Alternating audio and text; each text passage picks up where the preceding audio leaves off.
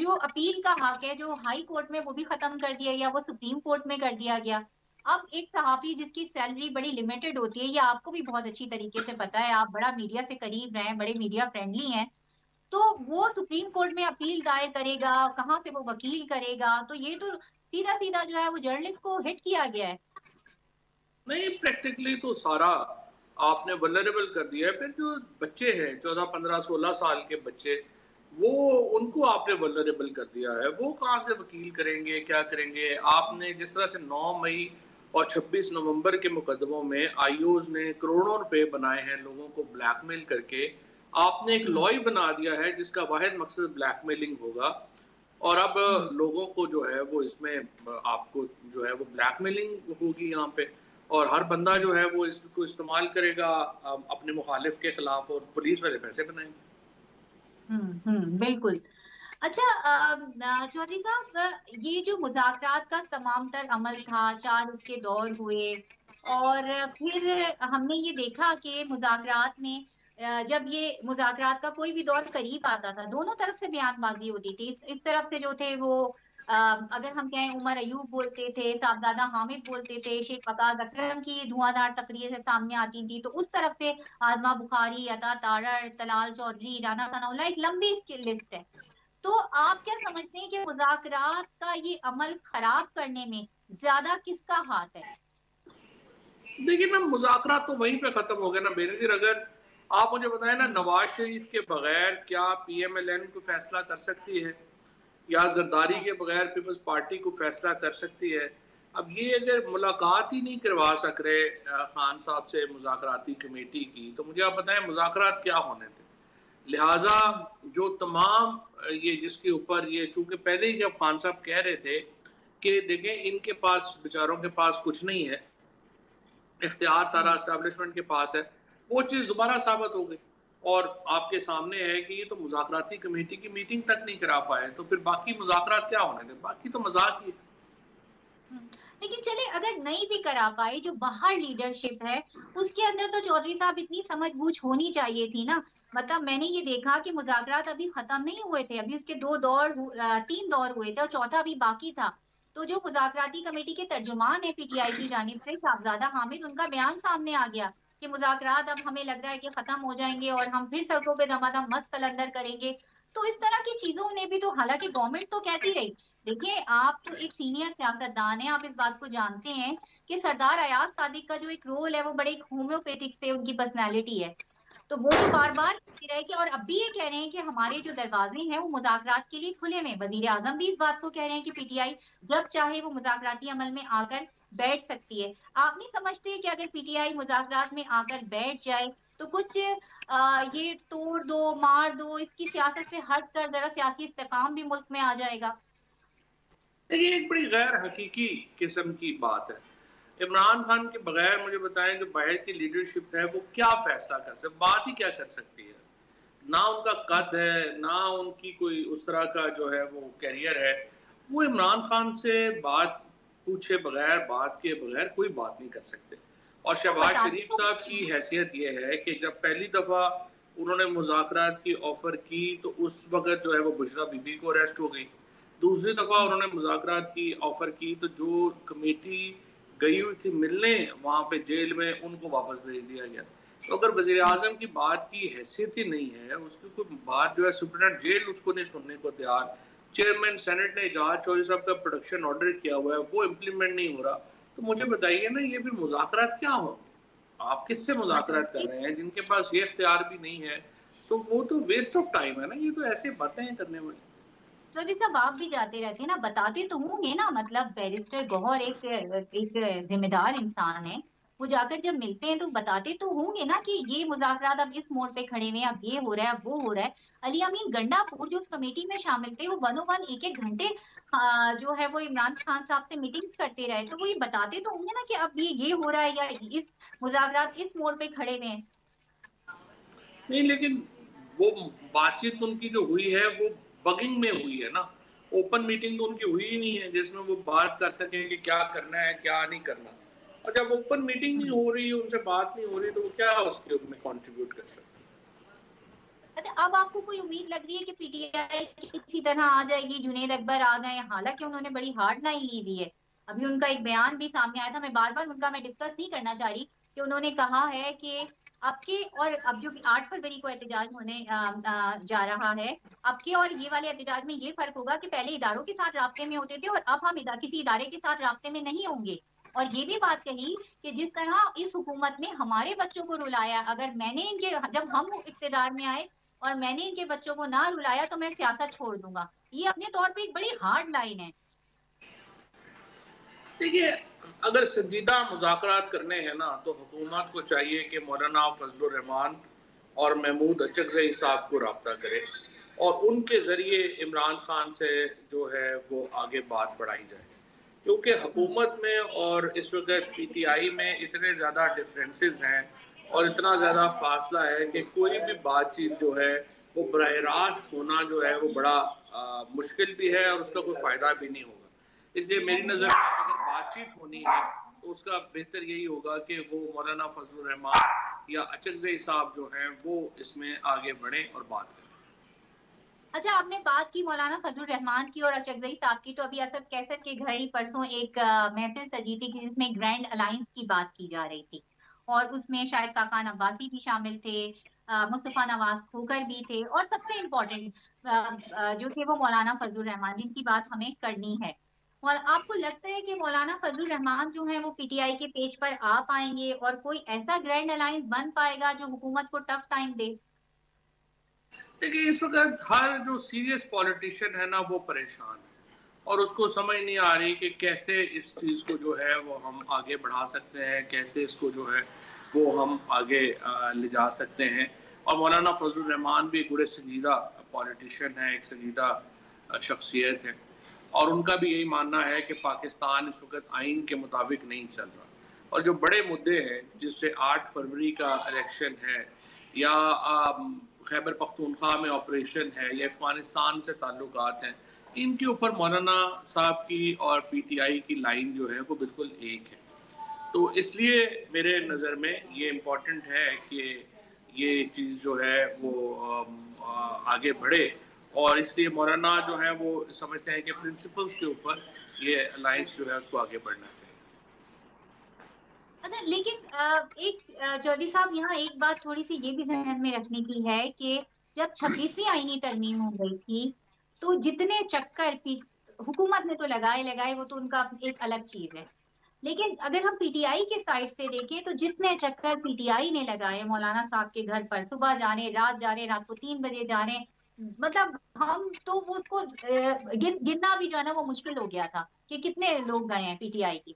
लेकिन फिर मौलाना साहब यकीन दहानी तो कराते रहे, मगर फिर मौलाना साहब ने आकर गवर्नमेंट के साथ 26वीं आईनी तरमीम के हक में वोट डाल दिया। तो मौलाना साहब पे कैसे एतबार कर पाएगी पीटीआई? ये मौलाना को एनजीओ नहीं चला रहे।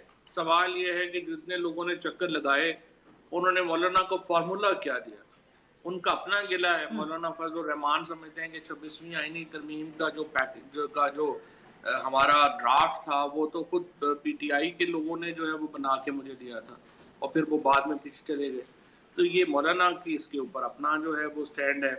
सो मेरा ये ख्याल है कि एक तो पीटीआई की लीडरशिप में लोग नहीं हैं जो करीब से उनको जानते हैं, वो उनको नहीं इतना करीब से जानते, तो एक थोड़ा सा प्रॉब्लम फ़र्क तो है। लेकिन बहरहाल इसके बावजूद मौलाना फजलुर रहमान की जो सियासी अहमियत है वो बिल्कुल मौजूद है और अगर पीटीआई और जेईओ इकट्ठे होके डी चौक में आते हैं तो फिर ये हुकूमत जो है वो नहीं ठहर सकती, सस्टेनेबल नहीं। मतलब आप ये कहना चाह रहे हैं कि साहबजादा हामिद, उमर अयूब, सलमान अकरम राजा और असद कैसर के तो खैर एक करीबी ताल्लुकात हैं मौलाना साहब से और दोनों एक दूसरे के मिजाज को भी जानते हैं, ये बात तो सबको ही पता है कि इन्होंने इतने अच्छे तरीके से मुज़ाकरात नहीं किए। ये मौलाना साहब को 26वीं आईनी तरमीम के मैटर पे अपने पेज पर, अपनी लाइन पे लाने पे कामयाब नहीं हुए क्योंकि एक दूसरे के मिजाज से वाकिफ नहीं थे, आप ये कहना चाह रहे हैं? मौलाना का मानना यही है, मौलाना यही समझते हैं कि हमें जो मुज़ाकरात में जो इब्तिदा की गई थी फिर आखिर में कंक्लूजन्स नहीं वो हुए। बिल्कुल।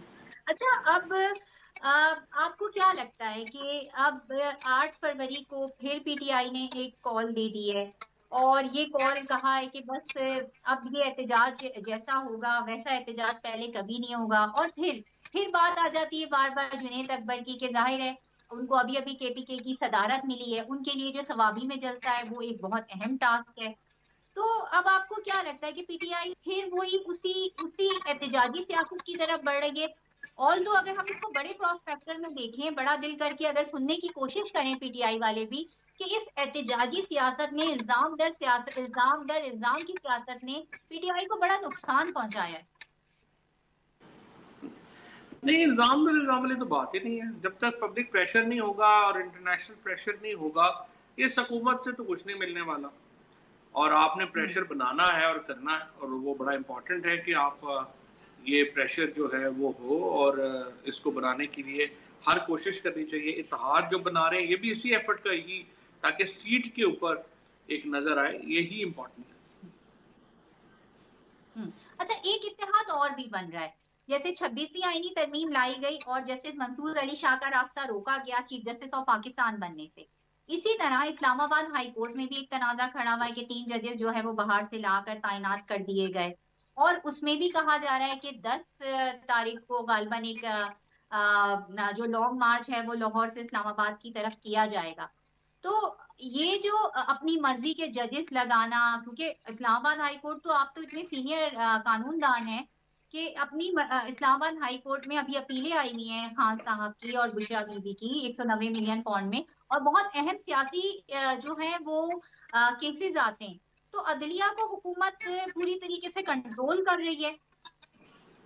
देखिए, एक 1937 में अमेरिका में ये हुआ था कि वहाँ पे जो फ्रैंकलिन रूजवेल्ट थे, उन्होंने इसी तरह से एक कोशिश की कि अमेरिकी सुप्रीम कोर्ट को अपने जो मिजाज के जजेस हैं उनसे भर दिया जाए, और उससे कोर्ट पैकिंग की इस्तेलाह जो है वो वजूद में आई। इस वक्त पाकिस्तान में जो हो रहा है वो यही हो रहा है कि कोर्ट पैकिंग की जा रही है, और अपने जो जाती लोग हैं उनको जज बनाया जा रहा है, कंप्रोमाइज लोगों को जज बनाया जा रहा है। आपने सुन ही लिया है कि कितने एतराज़ात हैं इस्लामाबाद हाई कोर्ट में जो भी जजेस आए हैं उनकी ज़ात के ऊपर, और यूँ लग रहा है कि ऑनेस्ट होना जो है वो डिस्क्वालिफिकेशन हो गई है किसी शख्स के लिए टू बिकम अ जज। और इसीलिए इस वक्त जो एक सिचुएशन है, आज खान साहब से ये बात हो रही थी तो उन्होंने यही कहा कि नेल्सन मंडेला से लेके खालिदा ज़िया तक कितने लोग जो हैं वो अदालतों ने छोड़े हैं। तो ये तो पॉलिटिकल केसेस हैं, इनका पॉलिटिकल इंजाम ही होना है। लेकिन जो इस मामले में जो जिस तरीके से जो हशर कर दिया गया है जुडिशरी का, इसका बहुत नुकसान पहुंचेगा पाकिस्तान के इदारों को और जुडिशरी बहैसियत इदारा। और दूसरी जो सबसे बड़ा अलमिया ये है जो मैं देख रहा हूँ कि चीफ जस्टिस पाकिस्तान भी लिसानी बुनियादों के ऊपर, एथनिक बुनियादों के ऊपर अपॉइंटमेंट्स को जो है वो इनकरेज कर रहे हैं। ये तो last nail in the coffin of federation होगी। आप कभी भी जुडिशरी के अंदर अपॉइंटमेंट्स जो हैं वो लिसानियत की बिना पे थोड़ी होती कि ये जो सिंधी स्पीकिंग नहीं आया जाए तो आपने एक सिंधी स्पीकिंग उठा दिया, आपने एक बलूची उठा दिया। इस तरह थोड़ी आप जुडिशरी में तो केपेबल लोगों को होना चाहिए, पीपल जिनका एक जो है वो एक अनब्लेमिश्ड रिकॉर्ड हो, जिनकी इज्जत एहतराम हो, आप उनको जज लगाते हैं। ये थोड़ा ही होता है कि आपने जो ये जुबान ये बोलता है तो इसलिए इसको हम लगा दें। This is I think chief justice Pakistan भी और ये हुकूमत भी नाकाबिले तलाफी नुकसान पहुंचा रही है अदलिया के इदारे को भी और फेडरेशन को। अच्छा, आप ये समझते हैं कि चौधरी साहब जो एक 6 जजेस का खत आया था कि इदारे हमारे काम में मदाखलत कर रहे हैं, हमारे घरों में कैमरे लगाए गए, इवन के ये भी लिखा गया था कि हमारे बेडरूम तक में कैमरे लगाए गए, कुछ शिप पकड़ी गई हैं, कुछ खुफिया कैमरों की रिकॉर्डिंग पकड़ी गई हैं। तो ये उसका, और फिर एक खत लिखा गया था सुप्रीम कोर्ट को। क्या आप ये समझते हैं कि ये उसका रिएक्शन है?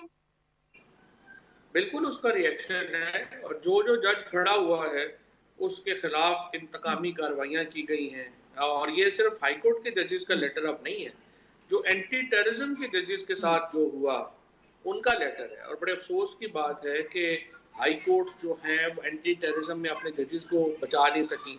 अब तो जजों की कनपटी पे बंदूकें रख के फैसले लिए जा रहे हैं, और जाहिर है कि उसके बाद एक बहुत ही अनफॉर्चुनेट सिचुएशन है कि आपने जुडिशरी का सुप्रीम कोर्ट से लेके और ट्रायल कोर्ट तक आप जो है आपने इदारा ही ख़त्म कर दिया और अब लोग देख ही नहीं रहे इदारे को, जुडिशरी को किसी रिलीफ के लिए। अच्छा, पहले भी जो है वो ये जो बाहर से 3 जजेस लाए गए उनकी तैनाती पे खत लिखा गया सुप्रीम कोर्ट को, फिर उसके बाद अभी देखा कि एक और दरखास्त लिख दी गई, लेकिन एक इम्प्रेशन ये आ रहा है, ओवरऑल ये एक तासुर ये पाया जा रहा है कि सुप्रीम कोर्ट ने ज्यादा लिफ्ट नहीं कराई इसको, और वही हुआ, सदर पाकिस्तान ने दस्तखत कर दिए। हालांकि सदर पाकिस्तान से भी बार बार अपील की गई कि वो इस चीज को देखें, रिव्यू करें, मगर उस पर दस्तखत कर दिए गए। सुप्रीम कोर्ट बिल्कुल ऐसा लगा कि जैसे हुकूमत का साथ देता हुआ नजर आ रहा है। नहीं, बिल्कुल। देखिए ना, इन तब्दीलियों के बाद तो सुप्रीम कोर्ट तो बहसीत इदारा, एक चीफ जस्टिस साहब ने तो करना ही है, वो तो खुद बेनिफिशरी हैं 26वीं यानी तरमीम के। इखलाकी तौर के ऊपर कोई जवाज तो नहीं था उनके लिए कि वो तीसरे नंबर से आ जाए और पहले दोनों जजेस को सुपरसीड कर दें। मंसूर अली शाह और मुनीब अख्तर साहब का हक था और 3 साल के बाद इनकी बारी आ जानी थी, लेकिन उन्होंने इस लालच में कि मेरी 3 साल पहले बारी आ जाए, बस अनफॉर्चुनेटली अब क्या किया जाए, जो लोग हैं वो आ जाते हैं और उनके लिए ऑफिस ही सब कुछ होते हैं, इज्जत शायद इम्पोर्टेंट नहीं होती, लेकिन अनफॉर्चुनेटली ये हुआ है। और अब वो तो एक बायस है, वो 26वीं यानी तरमीम के जरिए आए हुए चीफ जस्टिस से आप क्या तवक्को करेंगे। बिल्कुल। अच्छा, फैसल वाडा साहब ने एक बयान दिया था कुछ अरसे कबल, और उन्होंने कहा था बानी पीटीआई को अपने ही लोगों से खतरा है, और अगले दिन मैंने ये देखा कि इस्लामाबाद हाई कोर्ट के बाहर आप मीडिया से बात कर रहे थे और आपने इस बात को सेकंड किया था, और आपने ये कहा था कि उन लोगों को आइडेंटिफाई करने की जरूरत है कि जो बानी पीटीआई को डायरेक्टली या इनडायरेक्टली नुकसान पहुंचा रहे हैं।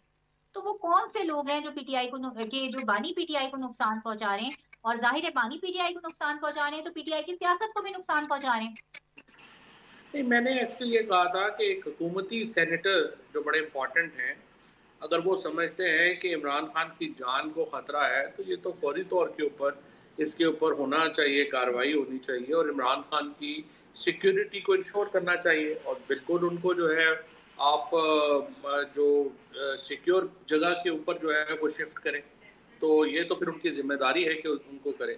जहाँ तक पीटीआई के अंदर का ताल्लुक है, मैं इनकॉम्पिटेंस मैं समझता हूँ बहुत ज़्यादा है। Incompetence is certainly an issue. बाकी जाहिर है जितना वो कर सकते हैं वो कर ही रहे हैं, उसमें खतरे वाली इशू नहीं हो। बहुत बहुत शुक्रिया फवाद चौधरी साहब, आपने हमें वक्त दिया और इतना तफसीलन मादी से लेकर और हाल तक की बात हमसे की। और इसके साथ ही मुझे दीजिए इजाजत। अपना और अपने चाहने वालों का बहुत ज्यादा रखिएगा ख्याल। अल्लाह हाफिज।